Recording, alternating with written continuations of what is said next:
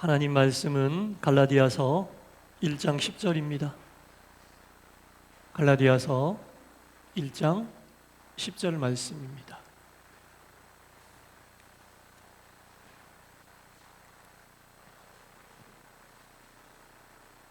우리 한 목소리로 하나님 말씀을 같이 읽겠습니다.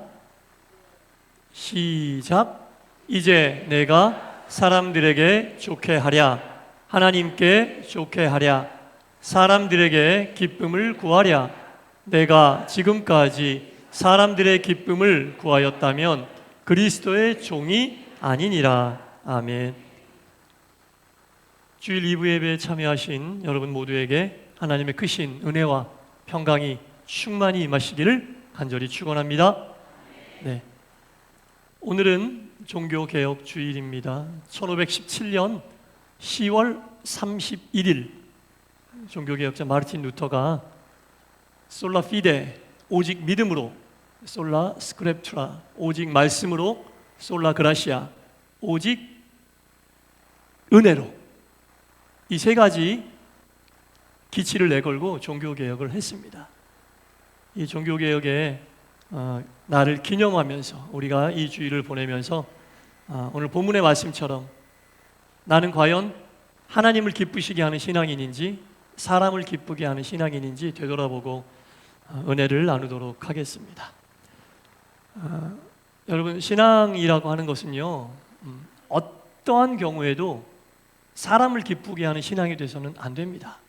최우선적으로 하나님을 기쁘게 해드려요. 그 과정 속에서 사람이 기쁠 수 있겠죠. 그러나 사람을 기쁘게 하는 게 목적이 돼서는 안 돼요.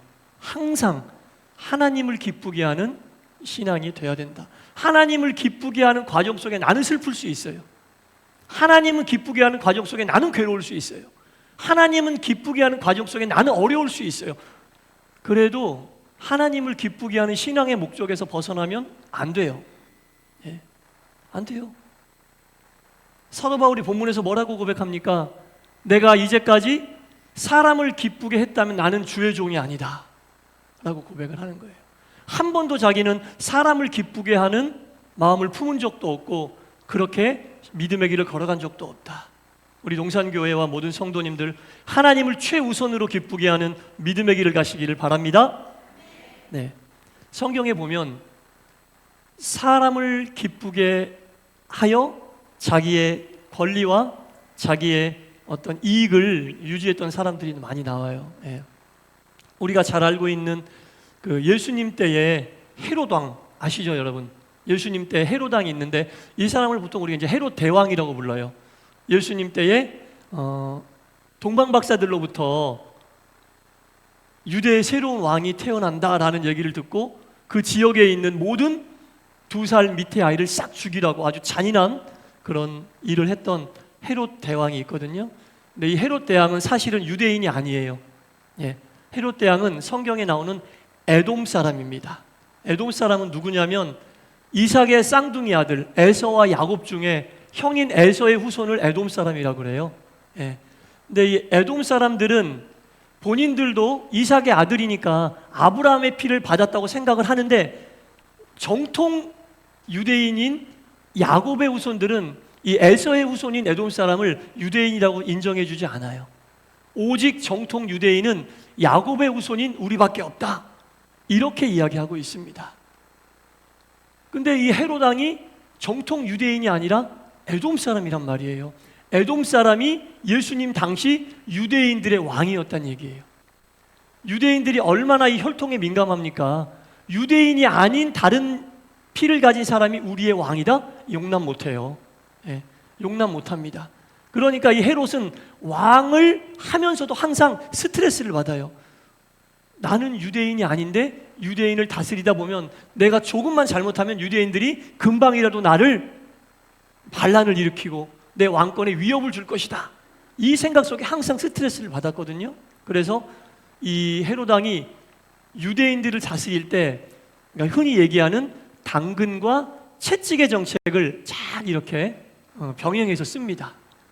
예를 들어서 강압적으로 할 때는 유대인들이 쪽소리도 못하게 아주 강력하게, 예를 들어서 2살 이하의 모든 아이를 싹 죽여라, 뭐 이런 정책을 내린다든지 아주 가혹하게 혈세를 얻어서 로마에 상납을 한다든지 아주 강하게 할 때는 왕권에 대하여 아무런 도전도 못하게 강하게 하지만 또한 유대인들에게 당근 정책도 펴니다. 예를 들면 가장 큰 이 헤롯 왕이 당근 정책을 폈던 게 뭐냐면 500년이나 되었던 예루살렘 성전을 이 헤롯 왕이 재건을 해요. 여러분 이거 모르셨죠? 예. 헤롯 왕이 500년이나 되었던 예루살렘 성전을 재건합니다. 유대인들을 위해서. 이 예루살렘 성전은요, 주전 약 1000년경에 솔로몬이 최초로 세웠어요. 최초로 하나님이 거하실 성전을 솔로몬 임금이 최초로 세웠는데 한 500년쯤 지나고 나서 유대 나라가 망할 때 바벨론에 의하여 이 성전이 완전히 파괴가 됩니다. 그리고 나서 한 70년 후에 스룹바벨이라는 사람이 성전을 다시 재건을 해요. 그래서 솔로몬이 최초로 세웠던 예루살렘 성전을 제1성전 이렇게 얘기하고, 그 다음에 스룹바벨이 세웠던 성전을 제2성전이라고 하고, 헤롯 왕이 500년 후에 다시 재건한 성전을 제3성전이라고 그러는 거예요. 그래서 예루살렘 성전이 이렇게 크게 3번의 과정을 거쳐서 지금 존속되고 있거든요. 그리고 헤롯 왕이 재건을 완성한 후에 로마의 티투스 장군이 성전을 돌 위에 돌 하나도 남기지 않고 싹 쓸어버려서 지금 예루살렘에 남은 게 통곡의 벽 그거 하나 남은 거예요. 예루살렘 성전이 지금 그렇게 흘러가고 있습니다. 근데 이 헤롯 대왕이 예루살렘 성전을 세운 것은 믿음이 좋아서 하나님께 영광 돌리기 위해서 세운 게 아니라 자기의 왕권에 해가 될까봐 유대인들의 비유를 맞춘 거예요. 유대인들이 반란을 일으키지 못하도록 당근 정책을 편 거죠. 결국 아무리 성전을 세우는 큰 일을 했다 해도 그 중심이 하나님이 아니에요. 유대인들을 기쁘게 해서 왕권에 도전받지 못하도록 자기의 것을 지키기 위하여 그 일을 행했다는 겁니다. 성전을 세웠긴 했지만 하나님이 헤롯이 성전을 세운 것을 보고 기뻐하셨겠어요? 신앙의 중심이 하나님을 기쁘게 하는 데 있지 않고 사람을 기쁘게 하고 사람들의 비유를 맞추는 데 있으니 성전을 재건축하고 세웠다 해도 하나님은 그것을 기뻐하지 않으십니다. 그러나 아무리 작은 일을 해도 하나님을 중심으로 하나님이 기뻐하시는 마음으로 하나님께 목적을 두고 행하면 하나님은 그 일을 기뻐하세요. 그러니까 내가 신앙의 여정을 가면서 어떤 작은 일을 한다든지 무엇을 행한다 할지라도 내 중심이 어디에 있는지 봐야 되는 거예요. 내가 과연 하나님을 기쁘게 하기 위하여 이 일을 행하고 있는지, 내가 기뻐하기 위하여 아니면 나를 보고 있는 사람들을 기뻐하게 하기 위하여 이 일을 행하는지 분명히 봐야 됩니다. 목회자들도 목회할 때 사람들을 기쁘게 하려고 내가 무슨 일을 하고 있는지, 아니면 하나님을 기쁘게 하기 위해 내가 무슨 일을 하고 있는지 정확하게 생각하고 일을 추진해야 됩니다. 그래야 돼요. 안 그러면 사람들만 좋아하는 일이 되고 말아버려요. 교회는 사람들을 기쁘게 하는 그런 곳이 아니에요. 사람들은 힘들어한다 할지라도 하나님이 기뻐하시면 때로는 그 일을 해야 될 때도 있는 거예요. 다 같이 마음을 모아서 어렵지만 그 일을 해야 될 때가 있다라는 겁니다. 뭐 이렇게 성경에 보면 헤롯도 그렇지만 빌라도라고 하는 사람도 그래요. 예수님이 죄인의 모습으로 앞에 섰을 때 빌라도는 예수님이 죄인이 아니라는 거 다 알았어요. 아무리 봐도 저 사람은 죄인이 아닌데, 근데 그때 모였던 유대인들이 예수님을 죽이라고 하잖아요. 유대인들은 예수님이 눈에 가시예요. 왜냐하면 이 유대인들은 유대교를 믿는데 자꾸 예수님을 믿는 사람으로 유대교에서 이탈하는 거예요. 그러니까 예수님이 얼마나 믿겠어요. 죄가 있고 없고는 중요하지 않아요. 그냥 예수님을 죽여야 된다고 생각하니까 빌라도는 예수님이 죄가 없다는 것을 알면서도 예수님에게 죄를 씌워서 십자가 위에 달아 올립니다. 유대인들의 말을 들어주지 않았다가는 이들이 밀란을 일으켜서 내 권자가 흔들릴까 봐 사람들의 비유를 맞추고 그 유대인들을 기쁘게 하는 거예요. 그래서 예수님이 십자가에 달아 올라가서 돌아가신 겁니다. 성경에 보면요, 아무리 높은 자리에 있는 사람이건 아무리 큰 일을 한 사람이건 그 중심이 하나님이 아니라 사람들에게 가 있는 사람들이 있다는 겁니다. 그러면 하나님이 결코 그 일은 기뻐하지 않으십니다. 사도 바울도 분명히 얘기합니다. 내가 사람을 기쁘게 하랴 하나님을 기쁘게 하랴. 여러분, 우리의 믿음은 사람에게 집중하고 있습니까? 아니면 하나님에게 집중하고 있습니까? 분명하게 알고 믿음의 길을 걸어가야 돼요. 하나님에게 집중하다가 오는 힘들고 어려운 일은 감수해야 되는 거예요. 믿음의 여정 속에 감수해야 되는 거예요. 믿음이 없는 사람들이나 믿음이 약한 분들은 신앙생활하면 항상 기쁘고 즐겁고 행복하고 좋은 일만 있을 줄 아는데 안 그렇습니다, 여러분. 예.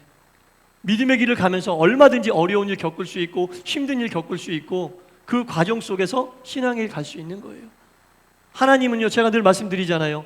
어려움 속에서 하나님이 번쩍 들어서 쉬운 쪽으로 하나님이 옮겨주지 않으세요. 우리가 그 어려운 길을 걸어가게 하십니다. 걸어가게 하십니다. 걸어가는 과정 속에서 우리와 함께 하시는 거예요. 그런 것이 신앙의 체험이고 믿음의 체험이에요, 여러분. 그 체험을 거부하면 안 돼요. 편하게 쉽게만 믿음의 길을 걸어가려고 하면 안 된다라는 겁니다. 그래서 우리가 믿음의 길을 걸어가면서 우리의 신앙의 목적이 어디에 있는지, 나는 과연 사람을 기쁘게 하는 믿음 생활을 하고 있는지 하나님을 기쁘게 하는 믿음 생활을 하고 있는지 분명 알아야 된다는 겁니다. 오늘 본문을 제가 다시 한번 읽어보겠습니다.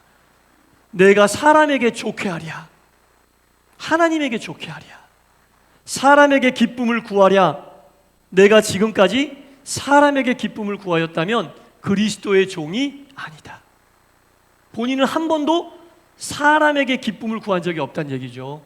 만약에 내가 사람에게 기쁨을 구했다면 나는 그리스도의 종이 아니다. 그리스도의 종이 아니라고 분명히 이야기합니다. 우리 예수님께서 요한복음 8장 29절에 이렇게 말씀하셨어요. 나를 보내신 이가 나와 함께 하신다. 나를 보내신 이가 나와 함께 하신다. 나는 항상 그가 기뻐한 일을 행하였기 때문에. 예수님의 고백이에요. 항상 나는 하나님과 함께하고 있다. 왜? 내가 항상 하나님이 기뻐하시는 일을 행했기 때문에. 우리가 항상 하나님과 함께하려면 하나님이 기뻐하시는 일을 하면 항상 하나님 우리와 함께 하시는 거예요. 나와 함께 주시옵소서 이런다고 함께 하시지 않아요, 여러분. 내가 하나님과 함께 하려면 하나님이 기뻐하시는 일이 뭔지 찾아야 돼요. 교회 안에서 찾아야 되고 믿음의 길을 가면서 하나님이 기뻐하시는 일이 무엇인지 찾아야 돼요. 그리고 그 일을 하면 하나님이 어려움 속에서도 함께 하심을 믿으시기 바랍니다. 그게 하나님이 함께 하시는 거예요. 예수님이 그렇게 보여주셨잖아요. 하나님이 나와 함께 하신다. 나를 보내신 이가 나와 함께 하신다. 왜? 내가 항상 그분이 기뻐하시는 일을 했기 때문에. 우리가 믿음 생활하면서 하고 있는 일들을 생각해 보세요. 봉사하고 섬기고 신앙인으로서 세상 살고 있는 일을 생각해 보세요. 하나님이 기뻐하시는 일을 하려고 힘쓰고 애쓰고 있는지 그거 생각해 보세요. 예. 내가 만족하기 위하여 누군가에게 보여주기 위하여 그 일을 하고 있지는 않은지, 정말 하나님이 기뻐하시는 일을 하고 있는지, 이름 없이 빚도 없이 아골골짝 빈들에도 내가 가서 그 일을 하고 있는지 살펴봐야 돼요. 알아주지 않으면 피곤하고, 알아주지 않으면 힘들어하고, 알아주지 않으면 시험 들고. 아니에요, 여러분. 사람들이 알아주면 하늘의 상이 없어요. 예.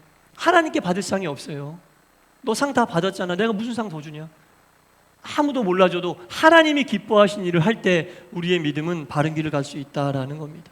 사랑하는 성도 여러분, 오늘 사도 바울의 고백이 우리의 고백이 되기를 간절히 바랍니다. 예, 저의 고백도 되고, 예. 끝까지 하나님이 기뻐하시는 목회를 할 수 있도록 여러분 기도해 주시고, 또는 저는 여러분들이 끝까지 하나님이 기뻐하시는 믿음의 길을 갈 수 있도록 기도하겠습니다. 이런 교회가 건강한 교회입니다. 이런 교회는 힘들어도 이길 수 있어요. 왜? 하나님이 기뻐하신 일을 향해 간다는 확실한 믿음의 정체성이 있기 때문에. 이런 교회는 건강한 교회. 힘든 일이 있어도 견뎌낼 수 있는 교회입니다. 사람이 기뻐한 일을 하면 쓰러지고 넘어지고 못 일어나요. 못 일어나요. 바라기는 저와 여러분 모두 우리 농산교회가 하나님 기뻐하시는 믿음의 길을 가 하나님이 인도하시는 귀한 아름다운 열매가 맺혀지게 되기를 주님의 이름으로 간절히 축원합니다. 기도하겠습니다. 하나님, 사람을 좋게 하고 사람을 기쁘게 하는 믿음의 여정을 가겠습니까? 아니면 하나님을 기쁘게 하고 하나님을 좋게 하는 믿음의 여정을 가겠습니까? 곰곰이 생각해 보게 하여 주옵소서. 이제까지 나는 어떻게 믿음의 길을 걸어왔으며 지금 나는 어떤 길을 가고 있으며 앞으로 어떤 길을 가야 할 것인지 확실하고 분명한 결정을 통해 온전히 하나님께 집중하며 하나님만을 기쁘게 하는 동산교회와 동산의 모든 하나님의 백성들 되게 하여 주옵소서. 예수님 이름으로 기도드리옵나이다. 아멘.